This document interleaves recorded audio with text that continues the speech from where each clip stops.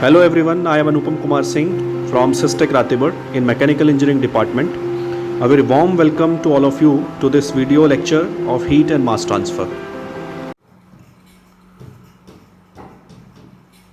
So one dimension, two dimension and three dimension heat flow.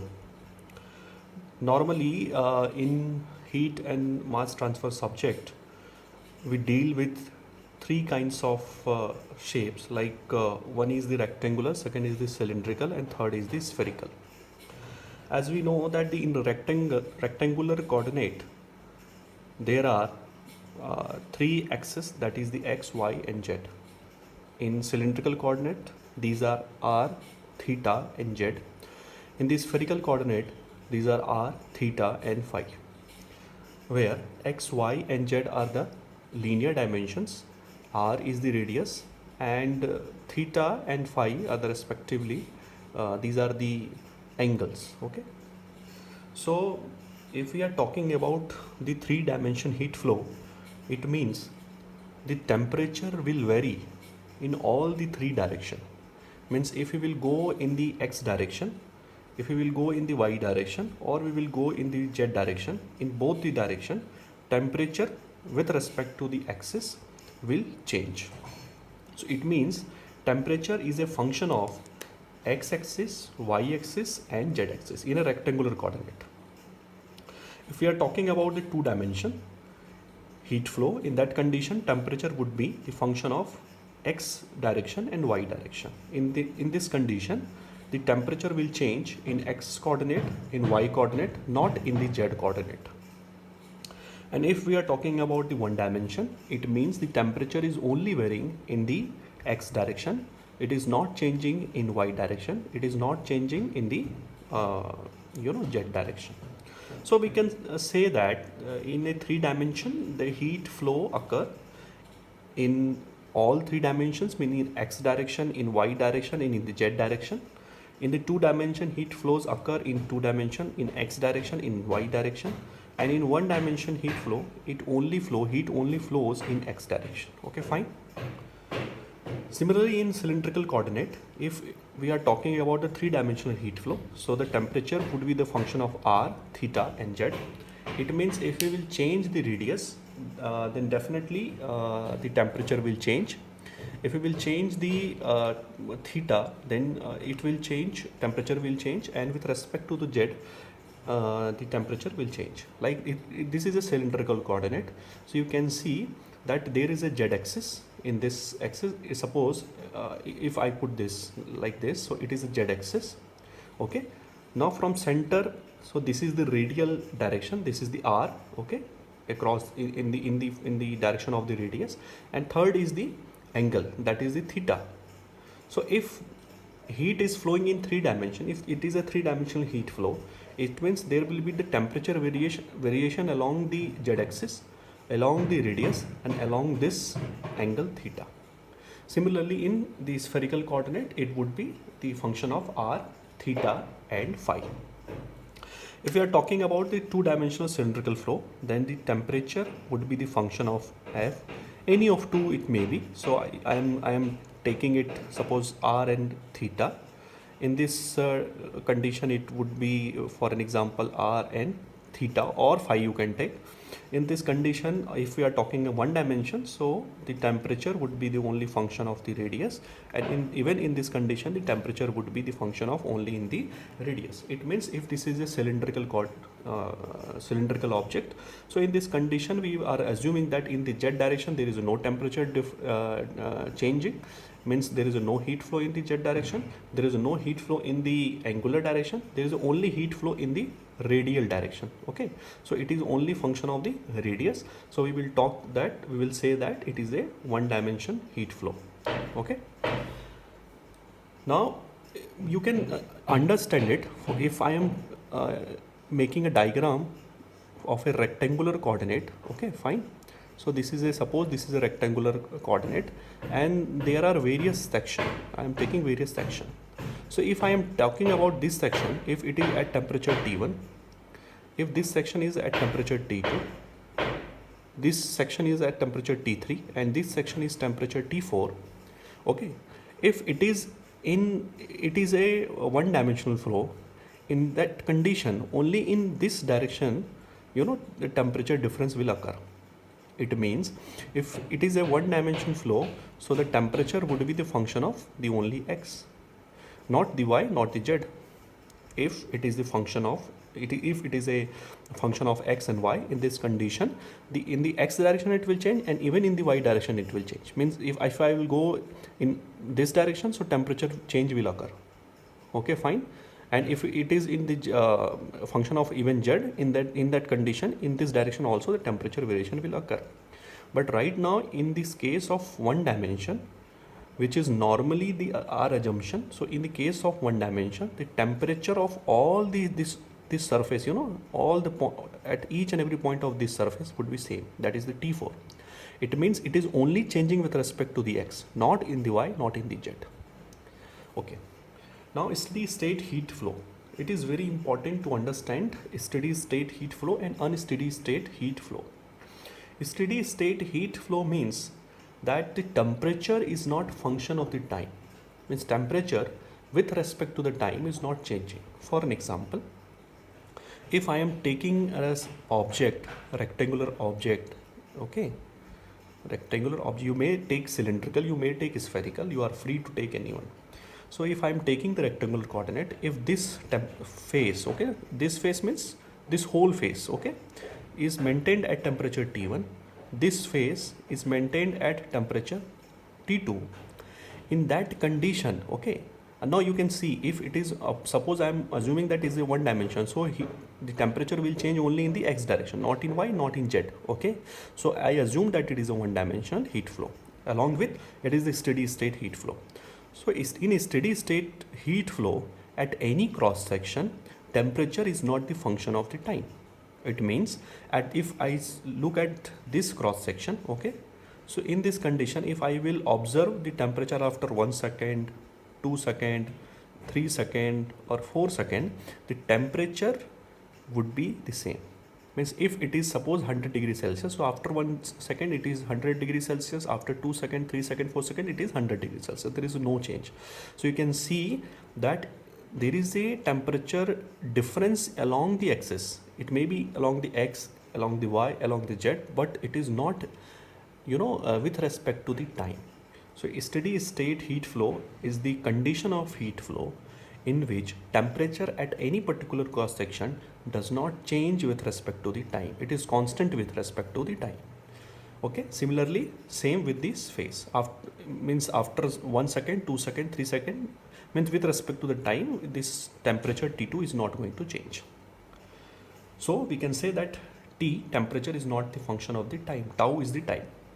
Now in unsteady heat flow, what happens? In unsteady heat flow, it is just opposite to the steady heat flow. In this condition, if suppose this is a cross section and it is maintained at temperature T, and this cross section is maintained at temperature T2. So in this condition, after 1 second, 2 second, 3 second or 4 second, so on, the temperature T1 will change. Means suppose if this is 100 degrees Celsius, so it may be 101, 105, 110, 120 with respect to the time. So as the time changes, the temperature will change at the cross section. Same at this cross section. Suppose if the temperature of this cross section is 70 degrees Celsius, in the condition of unsteady state heat flow, the temperature of this cross section will change with respect to the time. It means it may vary, it may increase, it may decrease. So I think you understood right now. So it is very important to understand the one-dimensional, two-dimensional, three-dimensional heat flow, as well as the steady state heat flow and unsteady state heat flow. Now suppose if anyone tells you that three-dimensional, okay, steady state, heat flow. So what does it means? It means the temperature is the function of only x, y and z, because it is a three-dimension. Temperature is not the function of the time. If someone telling you that three-dimensional unsteady state heat flow, in this condition, so in this condition temperature is a function of x, y, z as well as the time. It means if you will go in the x direction, temperature change will be recognized.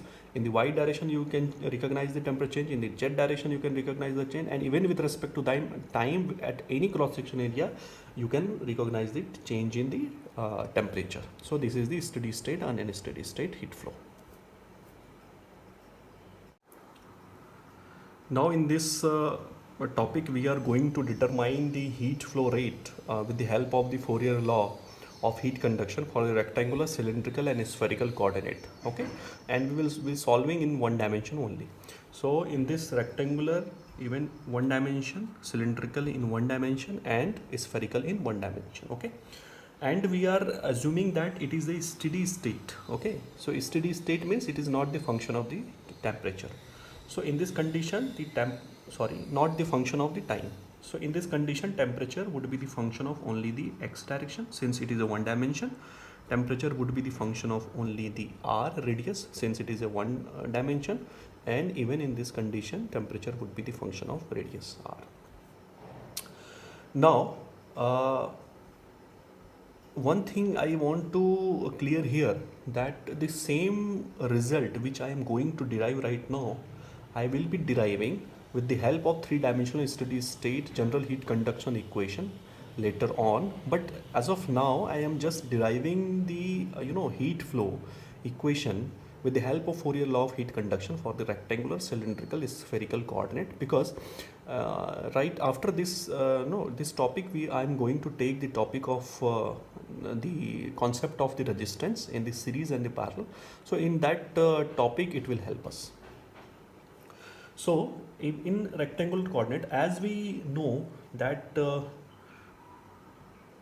Fourier law which we derived, which we have from the previous class, is q is equal to minus ka dt by dx. Okay, and as we know that rectangular coordinate, or sometimes it is a rectangular coordinate, you can say it is a wall also. Sometimes it is also known as the wall. So for an example, I have taken a rectangular coordinate system, and in this rectangular coordinate system, I have taken this elementary thickness. Okay, hope it is visible.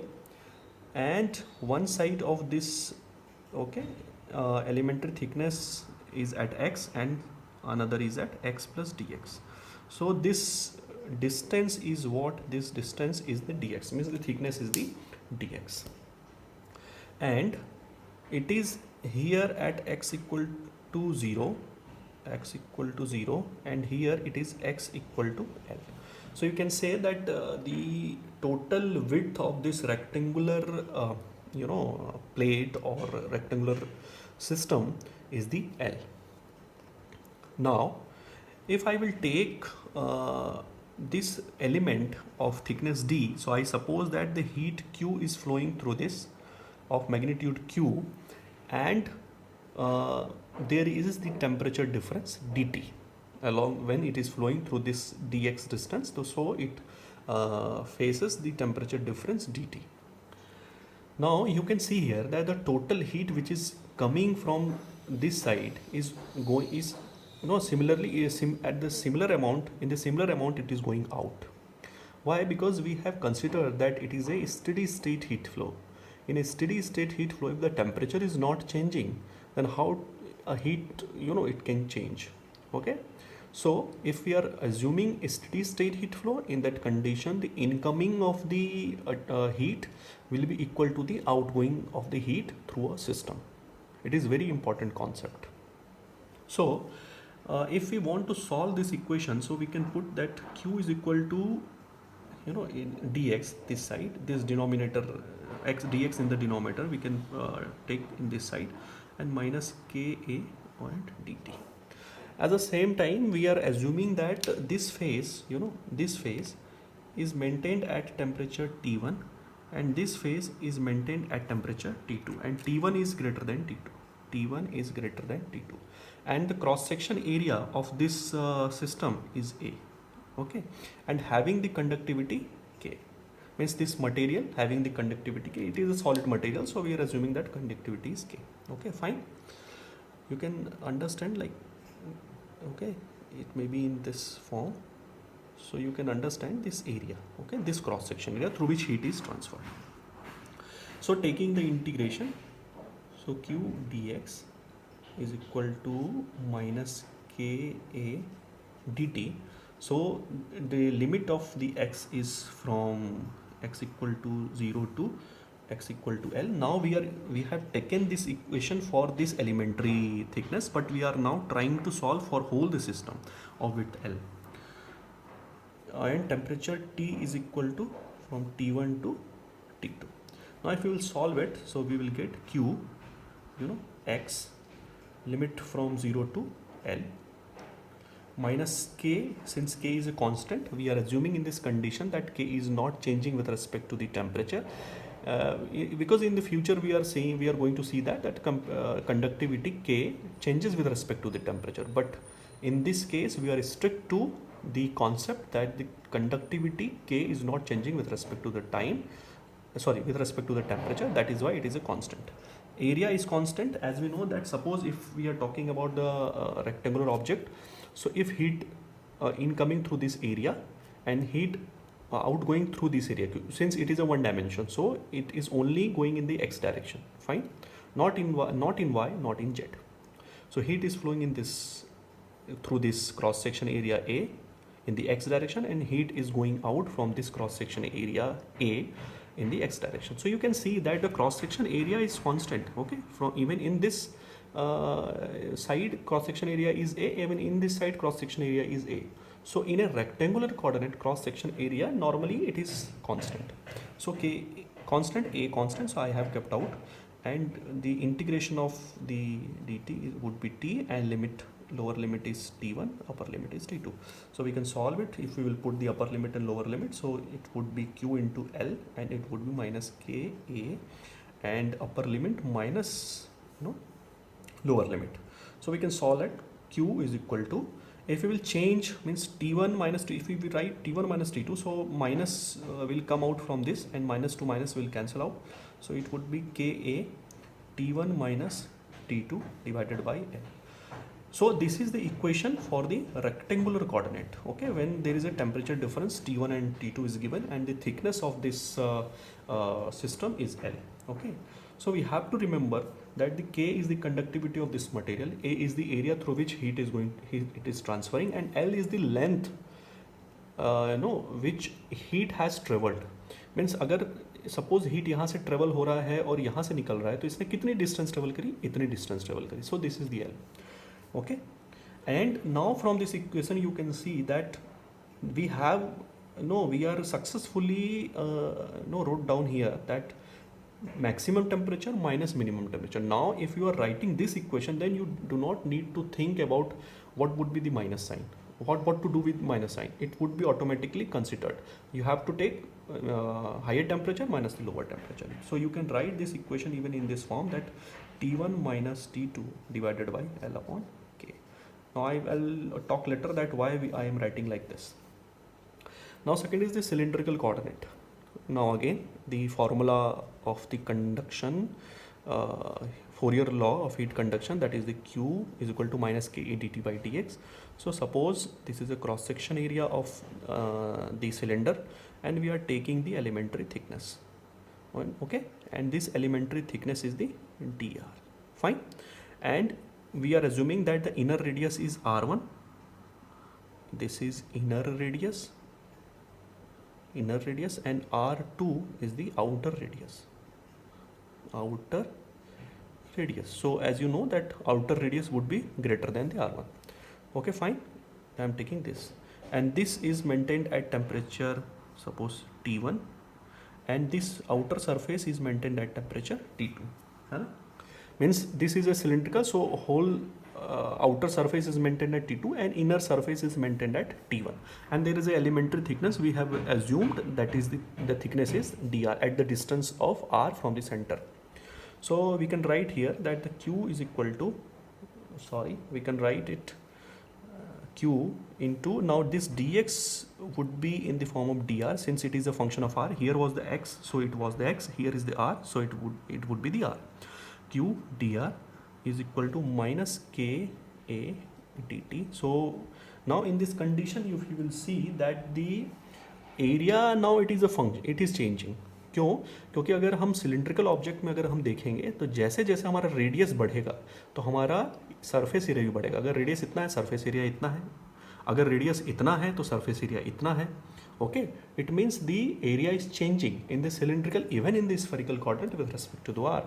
So we can write q dr divided by what would be the area of surface area of the cylinder. It would be 2 pi r, and if the length of the cylinder is L, then L minus k conductivity. This is the conductivity of this material.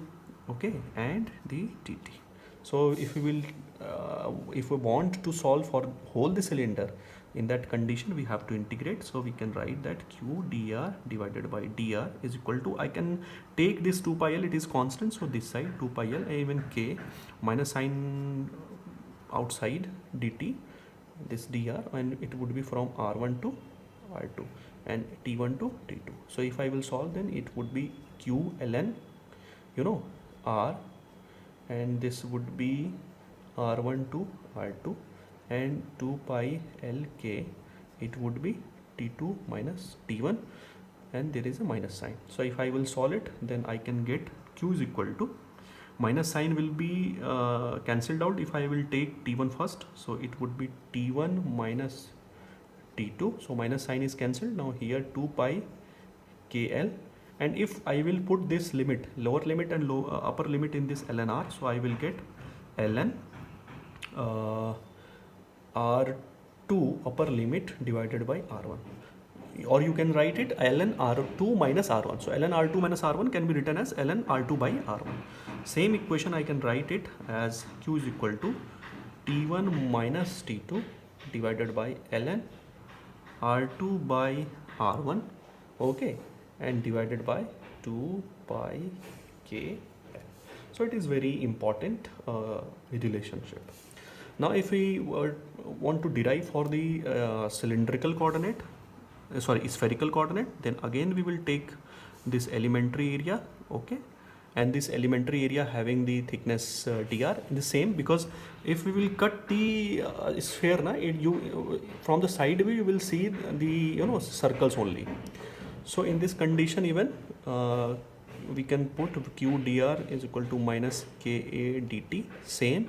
So q dr divided by area of this 4 pi r square. Even in the sphere, area changes with respect to the radius, and we can write here the dt, okay, minus dt, integration sign. So it will be integrated from r1 to r2, and it will be integrated from t1 to t2. Fine. So we can assume that, suppose this is the elementary area, so this radius is r1, this radius is r2, inner surface is temperature at temperature t1, outer temperature surface temperature is t2, and the conductivity of the material is k. So it can be solved out. Q, 4 pi is constant, so I will take this side, so minus 4 pi dt will be solved by t from integration limitation from t1 to limit from t1 to t2, and q it would be dr divided by r square from r1 to r2. So if I will solve it, so it would be r to the power minus 2, and if I will solve r to the power minus 2, integration of r to the power minus 2, so it would be r to the power minus 2 plus 1 and divided by minus 2 plus 1, okay, is equal to minus 4 pi, and it would be t2 minus t. So I can write here q, it would be minus sign, so I take minus sign, and here it would be r to the power minus 1, so I can write at 1 by r, putting the limitation, r1 to r2, and here it is 4 pi. If I will write t1 minus t2, so minus minus will cancel out. So I can write here q is equal to 1 upon r2 minus 1 upon r1 is equal to 4 pi t1 minus t2.